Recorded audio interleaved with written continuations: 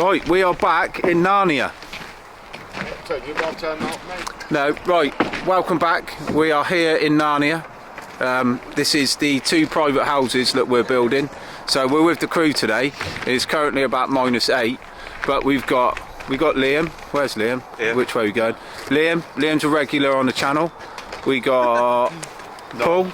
No, there. Paul's the oldest. Liam's number 4. Crispy. We've got Patrick. We've got Carl over here. He's the one that talks a good game. And then we got Pat. Pat has featured previously on the channel also. So we're out here. So on the 2, like I said, we're out here on the 2 houses that we've been building on weekends. So the joists are finally on. It's taken an eternity for the joist to go on for whatever reason, I don't know why. But anyway, the joist got finished not this week but last week, but obviously cold, we haven't done a thing. So the weather does look a little bit better today, so we thought we'd come out, but to be honest I can't see us working. So I thought we'd have a little chat with the crew, and I'm going to answer some question and answers that have been posted on our community page. So I'm going to answer them now, and I'm also going to catch up with the team, see what we've got planned for Christmas. So let's have a chat with everyone. Liam, are you looking forward to Christmas? What's on your Christmas list? Cheese board. Cheese board? Yeah. We're going to wrap that up? No, I've got some profiles coming from BT Engineering. Yeah. What else we got? Anything from Dolly Rhino blocks Build? From SES Tools. Yeah. This is all a plug, by the way. Yeah. So make sure you put it in there. Yeah. What about... And I've got some clothes coming. And also, what else do you want that was on your list? Oh, come on, I don't know, what is it? A bow wheelbarrow. Oh, bow wheelbarrow, yeah. I don't think I'll get that this year. They're about 180 quid for a wheelbarrow. Yeah, good wheelbarrow. Carl, that's what Carl wants to have for his extension. Paul, what's on your Christmas list this year? Transplant. What's on your Christmas list, Paul? For the hair salon, doesn't he?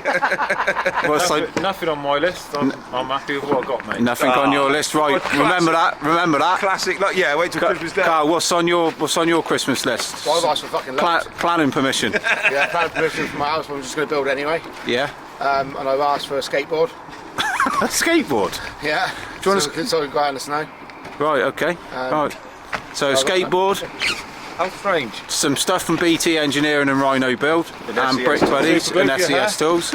And Paul's happy with his lot. Pat, Paul wants, what do you want for Christmas, Pat? vouchers for the hair salon. What do you want for Christmas? You keep saying it every video. Some work. Good answer, mate.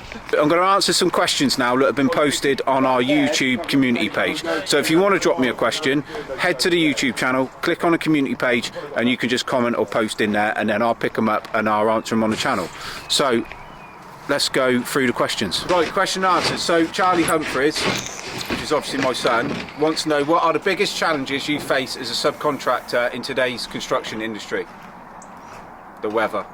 I would say it's a fine balance between too much work and not enough work, getting the right quality and the decent bricklayers and gangs. So there's a bit of a skill shortage in the industry, so I would say too much work, not enough skilled labour, and the biggest problem most subbies face is probably cash flow, because notoriously bad for people paying in this industry. So that's probably the biggest main challenges, I would say. So thanks for the question, Charlie. So Charlie's also asked, how many bricklayers does it take to change a light bulb? I would say probably a 5 and 2 and a couple of scaffolders to put some scaffolding up. So then Carl's going to also answer a question now. So Tom Davies asked, do you think rates will start to drop soon? What are your thoughts, Carl? Fucking hope not. Is that your answer?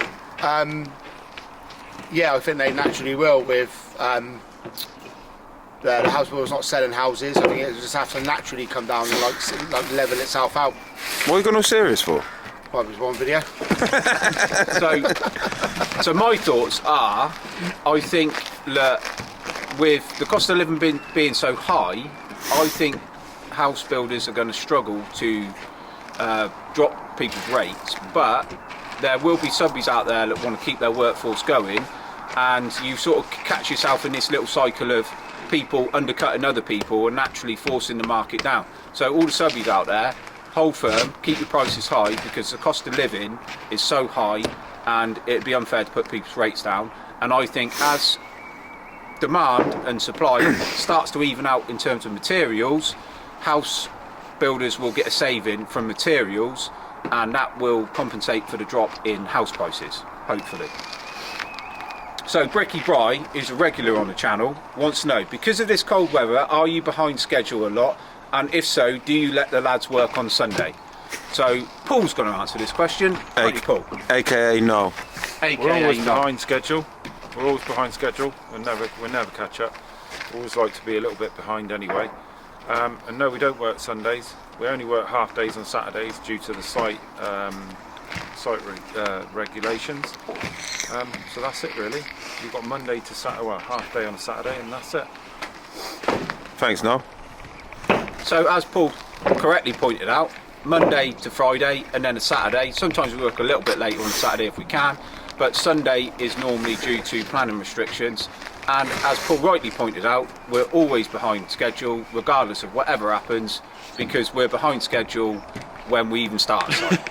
Before we even lay a brick, we're behind. But I always like our sites to be a little bit behind programme, so we're getting pushed a little bit, and we've got plenty of work in front of us, because when you've got 20 or 25 brickies on a site, you need a lot of work in front of you, and there's nothing worse than being uptight to the ground workers or waiting on the chippies. So being slightly behind is a good position to be in, because you've always got maximum efficiency with your labour force. So Tim Davis, do you supply the muck, ties and damp? We do, unfortunately, yes. Don't like supplying mortar because there's a lot of wastage. It's very hard to quantify exactly how much we're going to need, and the prices go up constantly, and it's always a constant battle to try and get the increase from our customers. So we do supply mortar, but we try not to. Damp and wall ties is fairly standard for us and pretty much under control, and we don't mind doing that. So thanks for the question, Tim. Yeah, budgie. Oh, Tim Davis. Tim Davis also asks, do you think there is more chance of bricklayers than real trowels? Yes, I do. I happen to think that you're getting a lot more people transitioning from labouring into bricklaying, and they haven't really got the skill set. And I just think they're what we refer to as line lizards.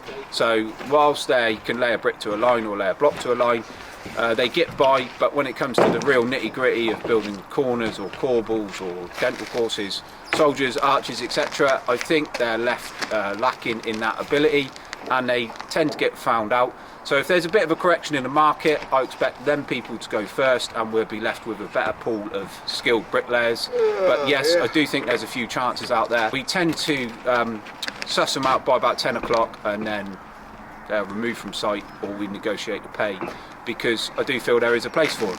Ryan Baxter, good question this, Ryan. So how do you deal with bad, not up to standard gangs but need the numbers on site? With it being push on site management, always want gangs on site, even if they're not the best to get the plots up, from what I've seen on some sites anyway. So yes, I do agree there's always a constant demand for labour on sites, but with the team around us, we got a good sort of eye for quality, and we're very well established, so we've got a long-standing relationship with a lot of people that work for us, and we've also got some key stage inspections that we carry out on every plot, on every site, to monitor the quality. And ultimately, if it's not up to standard, people don't get paid for it, so they tend to deliver a decent product. But you can never be complacent. You've got to be consistent in your inspections, consistent in your approach to each site and each gang. Never take it for granted that everything's going to be technically right and correct to the drawings, and you've got to keep an eye on it. So that's how we manage it, basically, and you can pretty much suss a gang out within a relatively short space of time.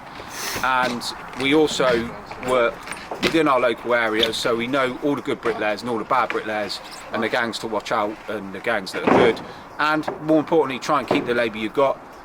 Use our apprenticeship programme to build our workforce, and therefore we're in control of the standards that we set ourselves, and we consistently deliver across all of our jobs. Great question. So that's it for the Q&A this week. I can't see us laying anything today because the sun is struggling to come out. So from me, thank you and good night. The next episode will be on Christmas Day. So we're going to have a Christmas special. So from me and the boys, see you Christmas Day.